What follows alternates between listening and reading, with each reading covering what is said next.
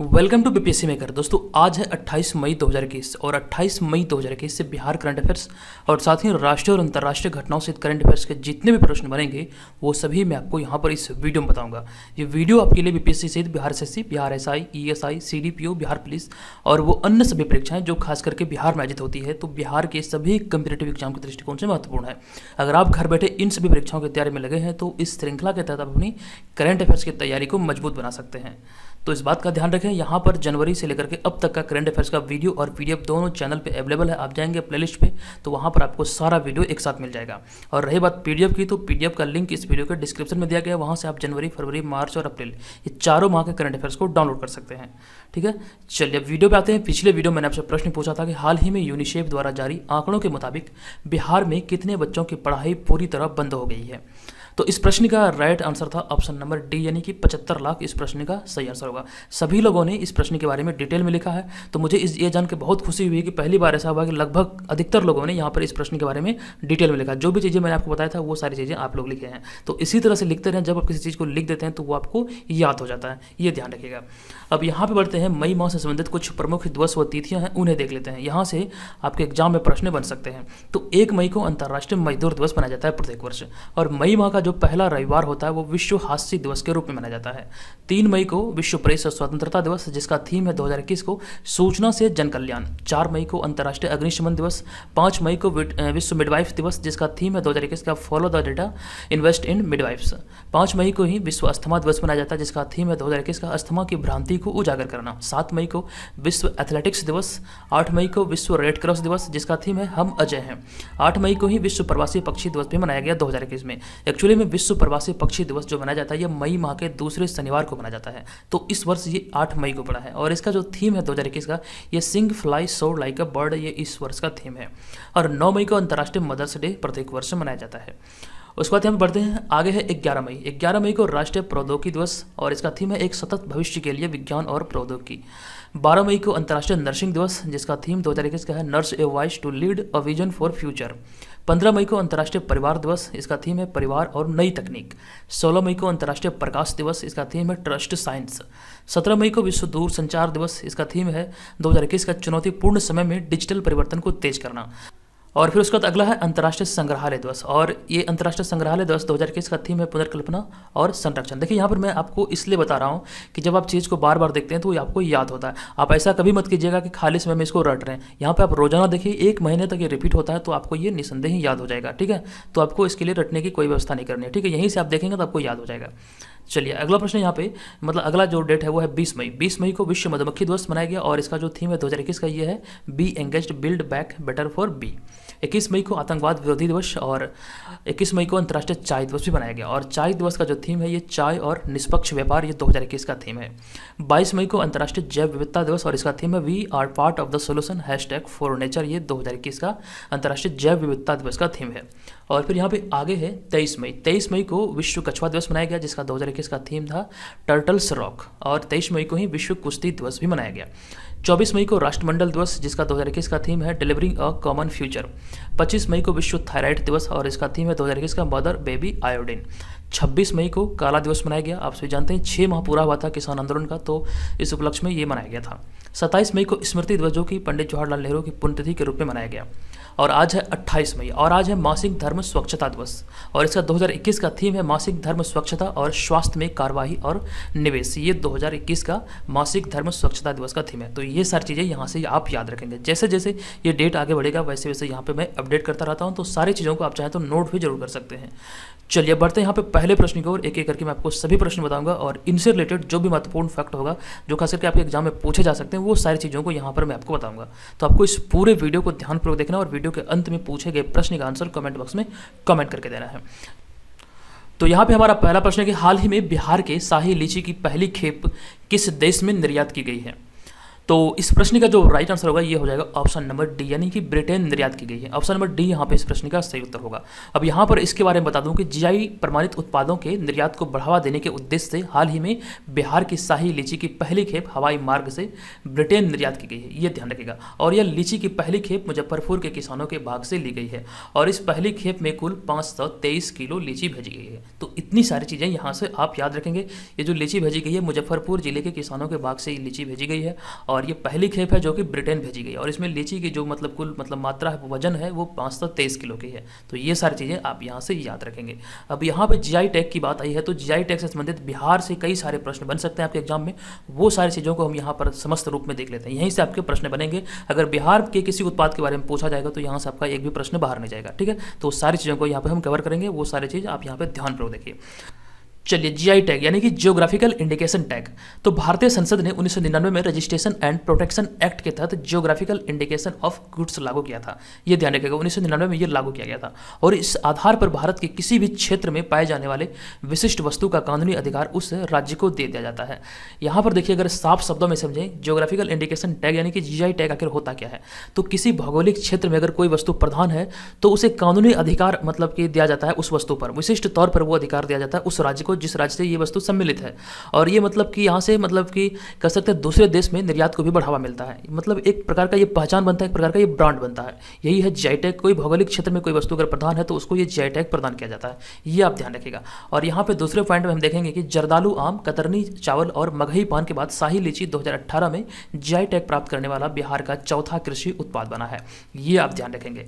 और आगे कि जीआई टैग मिलने से उत्पाद की इंटरनेशनल मार्केटिंग आसान हो जाती है। अभी मैंने आपको बताया जीआई टैग अगर किसी वस्तु को प्राप्त है तो वो कह सकते हैं पूरे विश्व में या फिर कुछ देशों में वो प्रचलित रहती है और वहाँ से इंटरनेशनल मार्केटिंग जो होती है वो आसान हो जाती है। तो ये ध्यान रखना आपको। और आगे है कि शाही लीची के लिए जीआई पंजीकरण मुजफ्फरपुर स्थित लीची ग्रोअर्स एसोसिएशन ऑफ बिहार को दिया गया है, ये ध्यान रखना आपको। और फिर यहाँ पे अगला पॉइंट है, बिहार में मुजफ्फरपुर, वैशाली, समस्तीपुर, चंपारण, बेगूसराय जिले और आसपास के क्षेत्रों में शाही लीची की बागवानी के लिए अनुकूल जलवायु है। यहाँ से आपके बिहार ज्योग्राफी के तौर पर प्रश्न आपसे पूछा जा सकता है। तो ये जिलों का नाम आप याद रखिएगा। इन जिलों में कि शाही लीची की बागवानी के लिए अनुकूल जलवायु है बिहार में।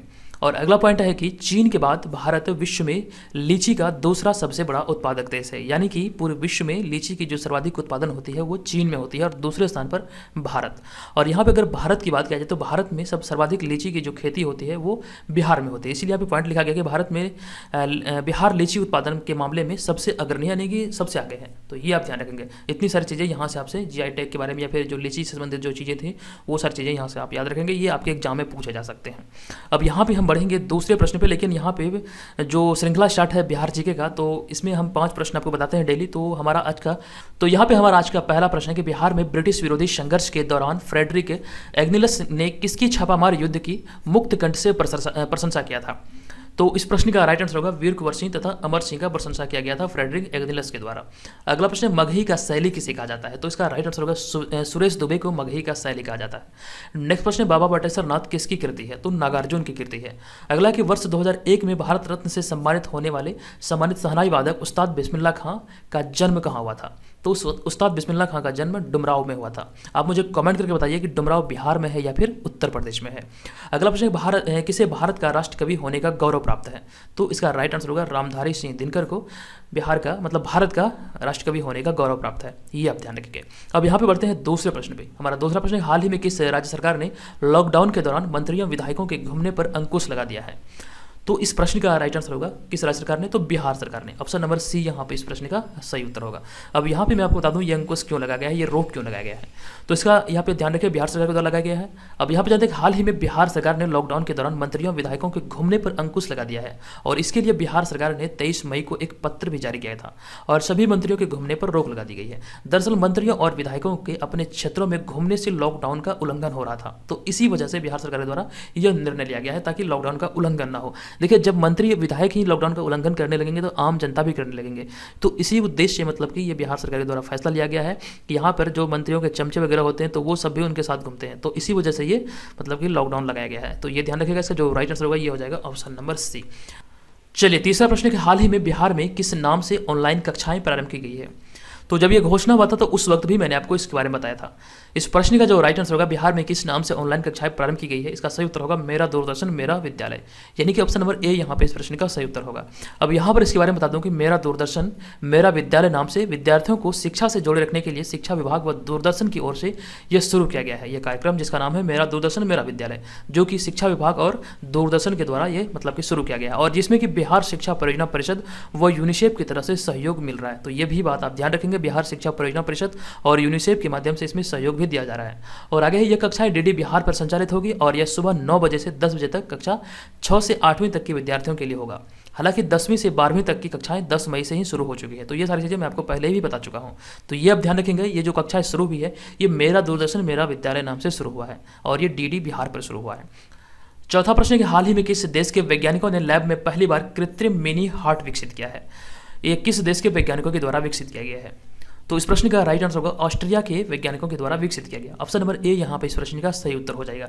अब यहाँ पर इसके बारे में आपको बता दूं कि ऑस्ट्रिया साइंस एकेडमी के वैज्ञानिकों ने पहली बार लैब में एक कृत्रिम मिनी हार्ट विकसित किया है। ये ध्यान रखिएगा, मानव स्टेम सेल से बना यह हार्ट जो है ये तिल के बीज के आकार का है और इस सफलता के बाद दिल से जुड़ी तमाम बीमारियों के रहस्य को जाना जा सकेगा।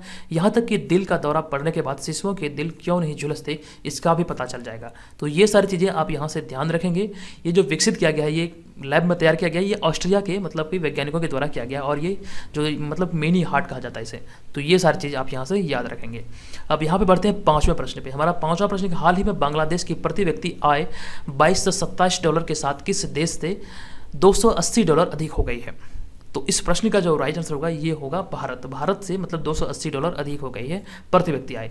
तो ऑप्शन नंबर सी यहाँ पे इस प्रश्न का सही आंसर होगा। अब यहाँ ये जो प्रश्न है ये आपके लिए मोस्ट इंपॉर्टेंट है। यहाँ पे मैं आपको जो भी आंकड़े बताऊंगा आप उसे ध्यान रखिएगा और उसे नोट जरूर कीजिएगा। तो यहाँ पर है कि हाल ही में प्रति व्यक्ति आय के मामले में बांग्लादेश ने भारत को पीछे छोड़ते हुए $2064 से बढ़कर के $2227 हो गई है। मतलब कि पहले जो मतलब कि ये आंकड़ा जो था बांग्लादेश के लिए कि प्रति व्यक्ति आय जो थी ये $2064 था, जो कि अब बढ़कर ये $2227 हो गई है। ये आपको ध्यान रखना है। और आगे है कि वर्तमान में भारत में प्रति व्यक्ति आय जो है ये $1947 है, जो कि बांग्लादेश से $280 कम है। ये भी बात आप ध्यान रखेंगे। बांग्लादेश की वित्तीय वर्ष 2020-21 में प्रति व्यक्ति आय में 9% की वृद्धि हुई, यानी कि 2021 में प्रति व्यक्ति आय में जो वृद्धि हुई वो 9% की वृद्धि दर्ज की गई है। तो यहाँ से ये आंकड़े हैं जो कि प्रश्न आपके पूछे जा सकते हैं। तो ये सब ध्यान रखेंगे। ये जो वृद्धि हुई ये 9% की वृद्धि हुई है और वर्तमान में जो ये मतलब कि प्रति व्यक्ति आय है बांग्लादेश की वो है $2227 और भारत का जो है ये $1947 है। ये आपको ध्यान रखना। और जो यहाँ पे बढ़ोतरी है बांग्लादेश की ये $280 की बढ़ोतरी, यानी कि $280 से बांग्लादेश आगे है। तो ये सारी चीज़ें यहाँ से आप याद रखेंगे। ऑप्शन नंबर सी इस प्रश्न का सही उत्तर होगा। अब यहाँ पे बात रही है बांग्लादेश की। तो बांग्लादेश से संबंधित कुछ सारे प्रश्न हैं जो कि आपके एग्जाम में पूछे जा सकते हैं, उन्हें देख लेते हैं। ये जो आप देख रहे हैं ये बांग्लादेश का राष्ट्रीय ध्वज है।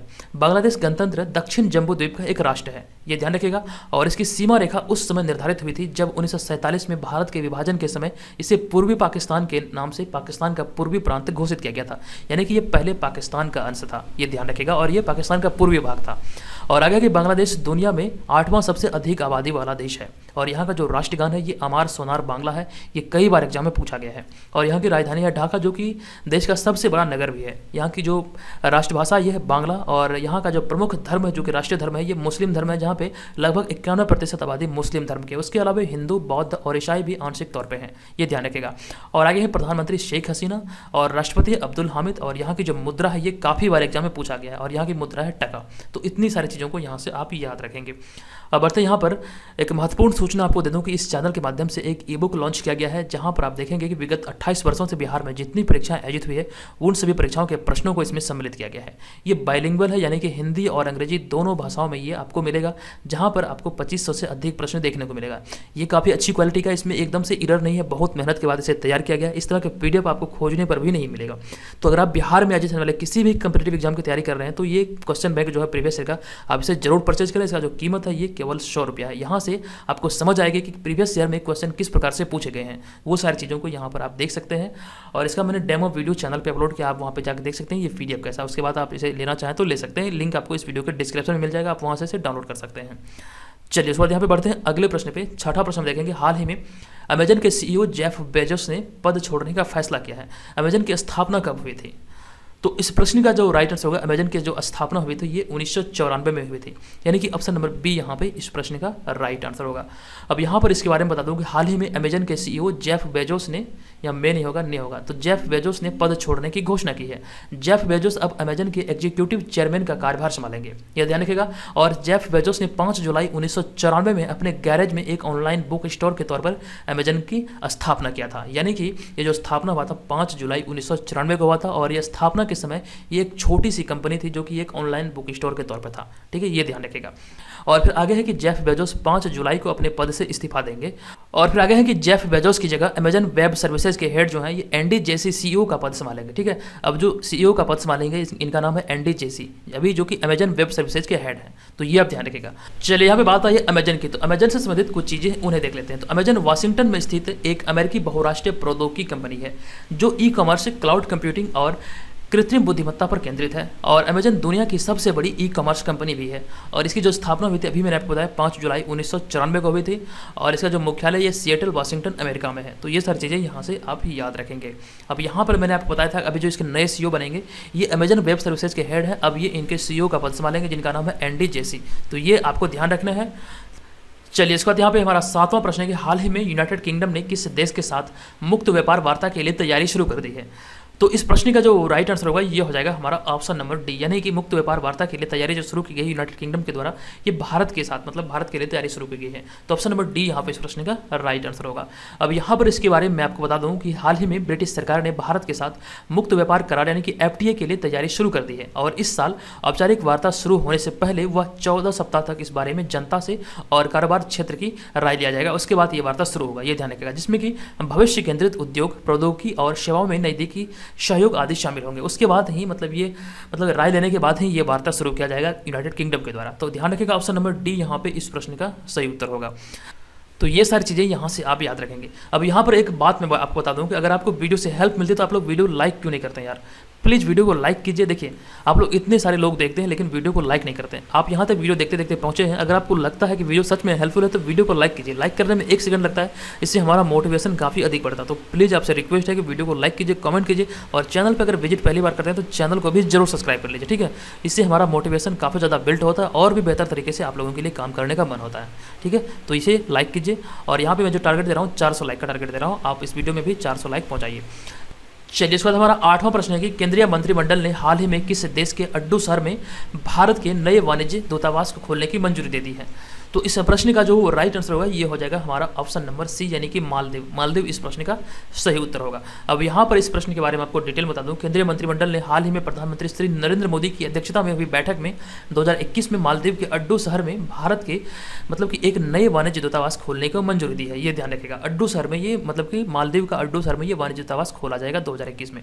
अब यहाँ पर आगे है कि अड्डू शहर में नया वाणिज्य दूतावास खोलने से मालदीव में भारत की राजनयिक उपस्थिति और बढ़ेगी और इससे वर्तमान संबंधों और आकांक्षाओं को सुदृढ़ बनाया जाएगा। तो ये सारी चीज़ें यहाँ से आप याद रखेंगे, ठीक है। तो ये आपको ध्यान रखना है, ये जो वाणिज्य दूतावास की जो घोषणा है, मंजूरी मिली है, ये कि मालदीव के अड्डू शहर में इसकी स्थापना की मंजूरी मिली है। अब बढ़ते हैं 90वें प्रश्न पे। हमारा 9वां प्रश्न, हाल ही में हिमाचल प्रदेश सरकार ने लैंड सीलिंग एक्ट से किसको बाहर कर दिया है। लैंड सीलिंग एक्ट से अभी हाल ही में हिमाचल प्रदेश सरकार के द्वारा चाय बगानों को बाहर किया गया है। तो ऑप्शन नंबर बी यहाँ पे इस प्रश्न का सही उत्तर होगा, चाय बगानों को इससे बाहर कर दिया गया है। अब यहाँ पे इसके बारे में जानते हैं कि हाल ही में हिमाचल प्रदेश सरकार ने लैंड सीलिंग एक्ट से चाय बगानों को बाहर कर दिया है। अब चाय बगानों के नाम पर जमीन नहीं बेची जा सकेगी। पहले चाय बगानों के नाम पर जमीन बेची जाती थी, जिस वजह से ये कि एक्ट से कि बाहर कर दिया गया है। अब ये जमीन नहीं बेची जा सकेगी और इसके अलावा अन्य निजी भूमि की सीमा तय कर दी गई है। कि कोई भी व्यक्ति तय सीमा के अंदर अपने पास जमीन नहीं रख सकता है, तय सीमा से अधिक जमीन नहीं रख सकता, ये ध्यान रखिएगा। यानी कि जो सीमा तय हुई है उतना तक ही जमीन रखना पड़ेगा। अगर उससे कोई व्यक्ति ज़्यादा जमीन रखता है तो उसके खिलाफ कार्रवाई की जा सकती है। और यह कदम भूमिहीनों और गरीबों को जमीन देने के लिए उठाया गया, यानी कि जो लोग जमीन से वंचित हैं, जो लोग गरीब हैं, भूमिहीन है, उनको कि जमीन देने के लिए उठाया गया है। ये राज्य सरकार के द्वारा ये फैसला लिया गया है। और यहाँ पे आगे है कि चाय बगानों की सीमा इसलिए नहीं रखी गई है क्योंकि इन बगानों को विकसित करने के लिए ज़्यादा जमीन की जरूरत होती है। तो इसी वजह से कि इसको इस लैंड सीलिंग एक्ट से बाहर कर दिया गया है। कि यहाँ पे जो जमीन बिक्री होती थी तो यहाँ पे ज़्यादा जमीन होता था, तो इस वजह से इसे कि बाहर कर देता है कि ये जो सीमा है ये इसका उल्लंघन नहीं हो, ठीक है, ये ध्यान रखिएगा। और आगे कि जमीनों के असामान्य वितरण को नियंत्रित करने के लिए आज़ादी के बाद सीलिंग एक्ट को लागू किया गया था। ये भी प्रश्न आपसे पूछा जा सकता है कि आज़ादी के बाद ही ये सीलिंग एक्ट को लागू किया गया था। तो ये सारी चीज़ें आप यहाँ पे याद रखेंगे। ये जो किया गया है, ये मतलब कि इससे जो बाहर किया गया है, इस श्रेणी से, इस एक्ट से, ये चाय बागानों को बाहर किया गया है। अब यहाँ पे बढ़ते हैं अगले प्रश्न पे। 10वां प्रश्न है कि हाल ही में परमाणु ऊर्जा आयोग के किस पूर्व अध्यक्ष का निधन हो गया है। तो ध्यान रखिएगा, इसका जो राइट आंसर होगा ये होगा श्री कुमार बनर्जी, यानी कि ऑप्शन नंबर ए यहाँ पे इस प्रश्न का राइट आंसर होगा। परमाणु ऊर्जा आयोग के पूर्व अध्यक्ष थे ये। अभी जो आपको ये इमेज में दिख रहा है यही है श्री कुमार बनर्जी, ये ध्यान रखेंगे। और यहाँ पर मैं आपको इसके बारे में बता दूं कि हाल ही में परमाणु ऊर्जा आयोग के पूर्व अध्यक्ष श्री कुमार बनर्जी का 70 वर्ष की आयु में दिल का दौरा पड़ने से निधन हो गया, ये ध्यान रखेगा। हालांकि वे कुछ दिन पहले कोरोना से ठीक हुए थे, मतलब कोरोना संक्रमित थे और वे ठीक भी हुए थे पिछले मंथ। और उन्हें विज्ञान के क्षेत्र में, परमाणु ऊर्जा और धातु विज्ञान के क्षेत्र में उनकी असाधारण सेवा के लिए 2005 में पद्मश्री और 1989 में शांति स्वरूप भटनागर पुरस्कार दिया गया था। ये प्रश्न महत्वपूर्ण है, यहाँ से आपके प्रश्न अराइज हो सकते हैं, क्वेश्चन एग्जाम में पूछे जा सकते हैं। 2005 में इन्हें मतलब कि पद्मश्री और 1989 में शांति स्वरूप भटनागर पुरस्कार से सम्मानित किया गया था। और आगे उन्होंने 2010 तक 6 साल के लिए भाभा परमाणु अनुसंधान केंद्र के निदेशक के रूप में काम किया था। और वह 2012 में परमाणु ऊर्जा आयोग के अध्यक्ष और परमाणु ऊर्जा विभाग के सचिव के पद से सेवानिवृत्त हुए थे। तो ये सारी चीज़ें यहाँ से आपको याद रखना है। इनका भी हाल ही में निधन हुआ है, तो इनका नाम है मतलब कि श्री कुमार बनर्जी, ये ध्यान रखेंगे आप। उसके बाद यहाँ पे 11वां प्रश्न है कि हाल ही में बॉलीवुड एक्टर संजय दत्त को किस देश ने गोल्डन वीजा प्रदान किया है। तो ये जो गोल्डन वीजा प्रदान किया गया है, ये अभी हाल ही में संयुक्त अरब अमीरात यानी कि यूएई के द्वारा प्रदान किया गया है। अब यहाँ पर इसके बारे में बता दूं कि बॉलीवुड स्टार संजय दत्त को हाल ही में संयुक्त अरब अमीरात का गोल्डन वीजा प्रदान किया गया है और वे यह वीजा पाने वाले पहले बॉलीवुड स्टार बने हैं, बॉलीवुड एक्टर बने हैं। तो ये ध्यान रखेगा। और आगे है कि संजय दत्त को महानिदेशक मेजर जनरल मोहम्मद अहमद अल मर्री के द्वारा यूएई का गोल्डन वीजा से सम्मानित किया गया, ये ध्यान रखिएगा। आप जो इस इमेज में देख रहे हैं यहाँ पर आप देख सकते हैं। और यहाँ पे आगे है कि यह गोल्डन वीजा 10 साल के लिए जारी किए जाते हैं और यह स्वचालित रूप से रिन्यू हो जाता है, यानी कि ये जो गोल्डन वीजा इसका जो पीरियड होता है ये 10 साल का होता है और ये अपने आप ही मतलब रिन्यू भी हो जाता है। तो ये सारी चीज़ें आप यहाँ से याद रखेंगे। अब बढ़ते हैं आज के इस वीडियो के प्रश्न की ओर। आज के इस वीडियो का प्रश्न है कि चक्रवाती तूफान यास के खतरे को देखते हुए बिहार सरकार द्वारा बिहार में एनडीआरएफ और एसडीआरएफ की कितनी टीमों को तैनात किया गया, यानी कि कुल मिला के एनडीआरएफ और एसडीआरएफ की मिलाकर के कितनी टीमें बिहार में तैनात की गई। इसके बारे में मैंने आपको कंप्लीट इन्फॉर्मेशन दिया था पिछले वीडियो में। अगर आपको पिछले वीडियो आपने देखा है तो आपको इसका सारा आंसर याद होगा। आप इस वीडियो के कमेंट बॉक्स में इसका आंसर कमेंट करेंगे, इसका आंसर क्या होगा। आप चाहें तो इसके बारे में डिटेल में भी लिख सकते हैं, क्योंकि ऐसा कहा जाता है कि जब आप किसी चीज़ को डिटेल में लिखते हैं तो आपके दिमाग पे जोर पड़ता है और जब उसे लिख देते हैं तो वो आपको लंबे समय तक के लिए याद होता है। तो प्लीज़ पिछले वीडियो की तरह आप लोग इस वीडियो में भी डिटेल में लिखें। यहाँ से बहुत सारी चीज़ें मैंने आपको बताया था, तो वो सारी चीज़ें आप चाहें तो यहाँ पे लिख सकते हैं। चलिए दोस्तों, आज के इस वीडियो में इतना ही। ये वीडियो को कैसा लगा कृपया कमेंट करके जरूर बताइएगा। चलिए मिलेंगे नेक्स्ट वीडियो में, तब तक के लिए धन्यवाद। जय हिंद।